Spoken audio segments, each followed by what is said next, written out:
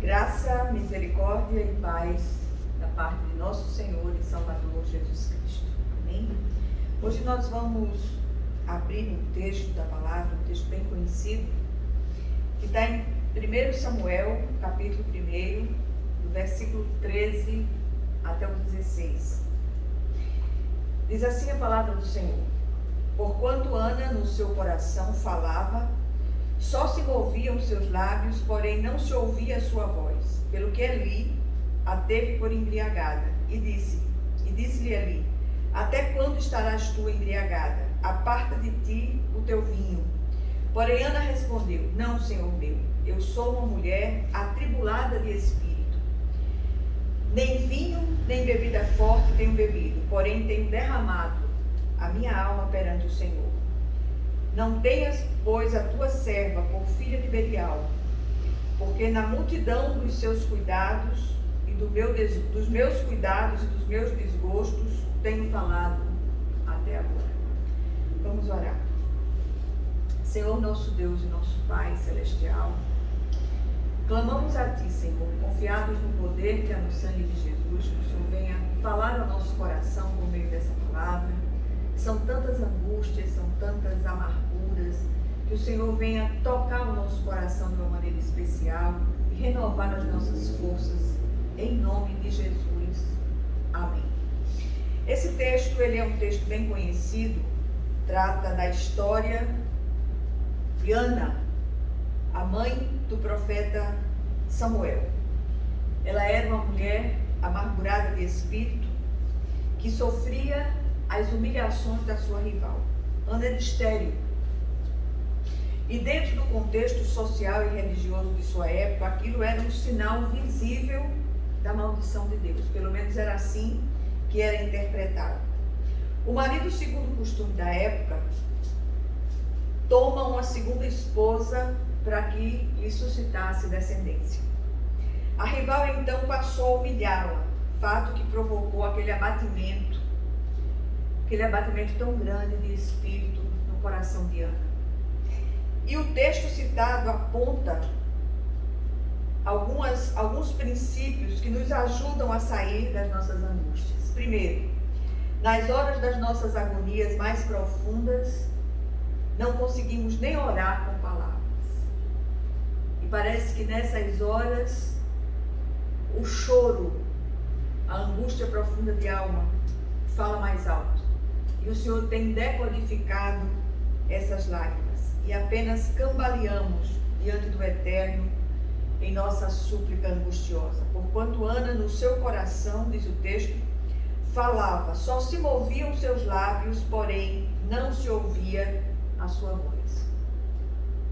Em segundo lugar, nem todos compreendem o nosso estado de alma e se apressam em julgar. Quantos julgamentos precipitados, quantas coisas são ditas que em nada melhora o nosso estado, muito pelo contrário.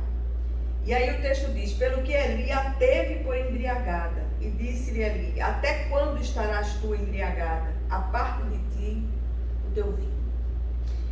Em terceiro lugar, nessas horas somos desafiados a falar do que nos aflige, que também é terapêutico. Ana respondeu, não, Senhor meu, eu sou uma mulher atribulada de espírito, nem vinho nem bebida forte tenho bebido, porém eu tenho derramado a minha alma perante o Senhor. Não tenhas, pois, a tua serva por filha de Belial, porque da multidão dos meus cuidados e do meu desgosto tenho falado até agora. Esse culto é um culto onde nós oramos pelas causas impossíveis, clamamos ao Senhor que intervenha nas situações que são absolutamente fora não do nosso propósito, mas da nossa ação. Não há o que se possa fazer humanamente falando. E este culto, ele deu origem a essa pequena comunidade e nós continuamos buscando o Senhor como Deus do impossível. É assim que Ele tem se manifestado a nós nas nossas agonias profundas. E aqui vale algumas reflexões. Primeiro, quando a angústia é grande demais, nosso ser inteiro cambaleia. Sentimos-nos como que embriagados pela intensa agonia. Perdemos o ânimo e o equilíbrio. Foi o que aconteceu com Ana, mãe do profeta Samuel. Mulher estéril, e dentro daquela sociedade, repito, aquilo era um sinal da maldição ou da punição de Deus, pelo menos era assim que era interpretado. O marido de Ana, então, toma uma segunda esposa para suscitar filhos, e essa mulher era bem fértil, chamava-se Penina, e ela tripudiava e humilhava a Ana de todas as maneiras. Em segundo lugar, aproveitando a ida ao templo para adorar, Ana se rasga perante o Senhor. E a gente tem insistido demais para que as pessoas busquem o Senhor dessa maneira. Tem situações que não há, do ponto de vista humano, o que fazer. Nós precisamos recorrer àquele de cujas mãos vem todas as infinitas possibilidades, até aquelas que sequer cogitamos. E Ana, ali naquele derramar diante do Senhor, ela se rasga na presença do Senhor, os lábios se moviam, mas não saía som. E o sacerdote que observava de longe, logo fez o seu julgamento, a teve como embriagada e a repreendeu severamente. Logo aqui percebemos o perigo do julgamento precipitado. O julgar sem conhecimento de causa pode ser mais doloroso que a própria dor que nos faz se cambalear. Quantas vezes somos vítimas de situações e em outras tantas nos encontramos no lugar do julgador, que é muito mais trágico. E aí a gente para um pouco e começa a refletir. É tempo de rever nossos critérios e aprender a observar mais e a ser mais sensível com a dor que não dói em nós. Ana não bebera vinho ou bebida forte, era mulher atribulada de espírito. E a gente imagina o coração de Ana como estava naqueles dias. E ela completa: porque da multidão dos meus cuidados e do meu desgosto tenho falado até agora. Não é isso que tem acontecido com muitos de nós, sobretudo com muitas de nós, nesses dias de pandemia, nesses dias de luto, nesses dias de confinamento. Eu tenho falado com muitas pessoas, mesmo virtualmente, e a queixa é uma só. Precisamos de uma visita sobrenatural de Deus nesse nosso momento. E para onde nos viramos, encontramos muitas pessoas, especialmente mulheres de Deus, às voltas com seus inúmeros cuidados. E são essas agonias que as têm feito cambalear. Quarto lugar, Ana levou seu desgosto diante daquele que podia realmente fazer alguma coisa, o Altíssimo. Só Ele pode socorrer e consolar corações abatidos e amargurados. Era diante do Eterno que ela derramava seu coração e falava do que lhe doía. Qual foi a última vez que você buscou a presença do Senhor assim? Nós sabemos exatamente nossos pontos de fragilidade, nós sabemos aquilo que é o nosso calcanhar de Aquiles, como se costuma dizer, e é exatamente isso que nós precisamos deixar na presença do Senhor e deixar que Ele entre com a providência. Ela entendia que seu socorro viria apenas do Senhor. A situação era absolutamente impossível humanamente falando. Afinal, quem poderia curar um ventre estéril? E aí a gente para e começa a pensar quanta esterilidade no nosso meio. E eu não falo de esterilidade de ventres, mas esterilidade de entendimento. Aquele que é especialista em saídas impensáveis pelas mentes humanas e limitadas, tem a resposta para aquilo que nós precisamos. O resultado daquela petição sofrida, o versículo 17 diz: então respondeu Eli: vai em paz, e o Deus de Israel te conceda a petição que lhe fizeste.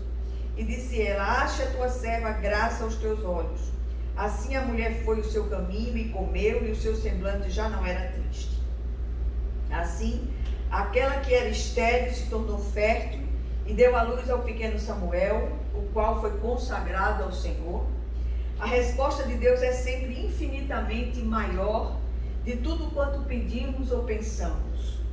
O Senhor ainda lhe concedeu mais 3 filhos e 2 filhas. Que do mesmo modo o Senhor conceda a cada um de nós aquilo que temos tão sofregamente pedido ao Senhor, se for da sua santa e excelsa e soberana vontade. A gente tem falado muito no nosso meio que há uma diferença abissal entre a vontade soberana de Deus, que é boa, agradável e perfeita, e a vontade permissiva. Muitas vezes insistimos em querer determinadas coisas e o Senhor faz como fez com o povo de Israel do passado. Fiz o que me pediram, mas fiz definhar-lhes a alma. Então, cuidado com o que pedimos fora da vontade de Deus. O que nós aprendemos aqui com a experiência de Ana? Primeiro, nenhum de nós está livre de experimentar dores que nos dilacerem a alma. Segundo, nesses momentos não conseguimos articular palavra alguma em nossas orações e sentimos o nosso ser inteiro cambalear. Nos sentimos como embriagados com a nossa própria dor. Em terceiro lugar, podemos ser mal interpretados sim pelos que nos cercam, até mesmo pelas figuras de autoridade sobre nós. E por último, somos desafiados a falar sobre o que nos aflige. Esse falar é terapêutico e possibilita grandes respostas da parte do Senhor. Que o Senhor, Ele nos ajude a sair das profundezas das agonias pelas quais passamos. Vamos apresentar ao Senhor essas causas que são absolutamente impossíveis do ponto de vista humano, mas que são possíveis para Deus. Senhor, nosso Deus e nosso Pai, apresentamos diante de Ti, Senhor, as nossas impossibilidades, as que estão escritas nessa pequena caixinha, as que estão expostas agora na mente daqueles que ouvem essa palavra, no meu coração particularmente. Que o Senhor esteja recebendo essas petições e respondendo segundo a sua santa, excelsa e soberana vontade, em nome de Jesus Cristo. E que a graça de nosso Senhor e Salvador Jesus Cristo, o amor infinito de Deus, o nosso Pai Celestial, que as consolações e comunhão do Santo Espírito estejam com todos vocês e com todo o povo de Deus, espalhado por toda a face da terra, desde agora para todo o sempre. Amém, amém e amém. Que Deus os abençoe ricamente.